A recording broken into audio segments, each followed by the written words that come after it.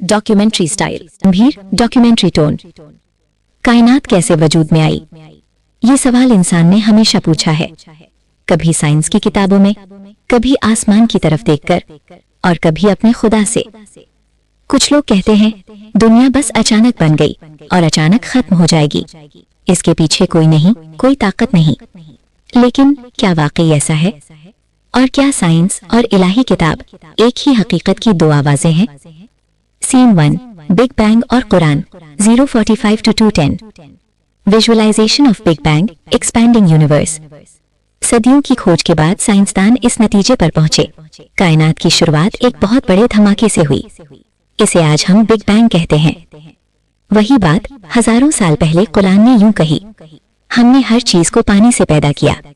Science कहती है धरती के शुरुआती दौर में 99% हाइड्रोजन थी और सृष्टि की पहली रचना पानी से ही शुरू हुई। क्या ये सिर्फ इत्तेफाक है? सीन 2, उस दौर में ज्ञान का स्तर 210 to 320। Recreation of ancient Arabia, no scientific tools. Quran उस जमाने में नाजिल हुआ जब दुनिया के कई हिस्सों में लोग अंधविश्वास के अंधेरे में थे। अरब, ईरान और रोम, उन्हें उस दौर का तहजीबी इलाका कहा जाता था। लेकिन वहां भी लिखना जानने वाले सिर्फ 6 लोग थे। न टेलीस्कोप था, न माइक्रोस्कोप, न एस्ट्रोनॉमी, न जियोफिजिक्स। लेकिन कुरान आसमान, जमीन, सागर, पहाड़, हर चीज के बारे में ऐसे बयान करता है जैसे कोई सिर्फ देख नहीं रहा बल्कि उनका खालिक हो। सीन 3, आसमान बिना पिलर के 320 to 420। Show vast sky, no pillars. Quran challenge करता है, वो अल्लाह है जिसने आसमानों को बिना किसी सुतून, किसी पिलर के कायम किया। आज की साइंस कहती है प्लैनेट्स, स्टार्स, गैलेक्सीज सब एक अदृश्य गुरुत्वाकर्षण की ताकत से तैर रहे हैं। कौन इतनी विशाल छत बिना पिलरों के हवा में थाम सकता है? इंसान 1 किलोमीटर चौड़ी छत भी हवा में नहीं खड़ी कर सकता, लेकिन कायनात अरबों खरबों किलोमीटर का ढांचा नियम से, संतुलन से आज भी कायम है। सीन 4, सूरज, चांद और सितारों का आकार 420 to 510। Show sizes of the sun, moon, giant stars. Science कहती है हमारा सूरज 13 लाख गुना बड़ा है पृथ्वी से। कई सितारे सूरज से 50 गुना बड़े और गैलेक्सी में अरबों तारे ऐसे हैं जिनकी खोज अभी बाकी है।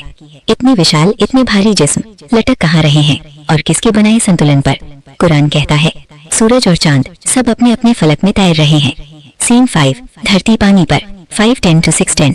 Show earth's inner layers, water beneath surface. Quran कहता है हमने धरती को पानी पर बिछाया। साइंस मानती है जमीन के नीचे पानी से भरी पड़ते हैं। हम बोरवेल में भी यही देखते हैं, खोदते जाओ पानी मिलता है। लेकिन सवाल ये है इतनी भारी धरती मगर हिलती क्यों नहीं? सीन 6, पहाड़, धरती की कीलें 610 to 705। Cut to cross section of mountains anchoring into earth. कुरान कहता है हमने पहाड़ों को धरती में नेकों की तरह गाड़ दिया।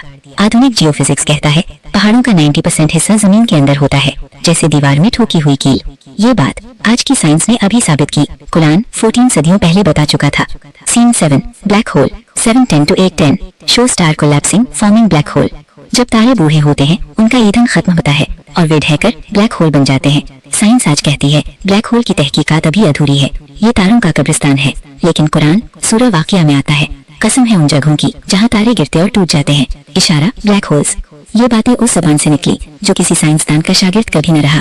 सीन 8, समुद्र का dark space, deep ocean darkness visual. 18 सदी में एक साइंसदान ने खोज की समुद्र में एक जगह इतनी अंधेरी है कि हाथ भी सामने नजर नहीं आता।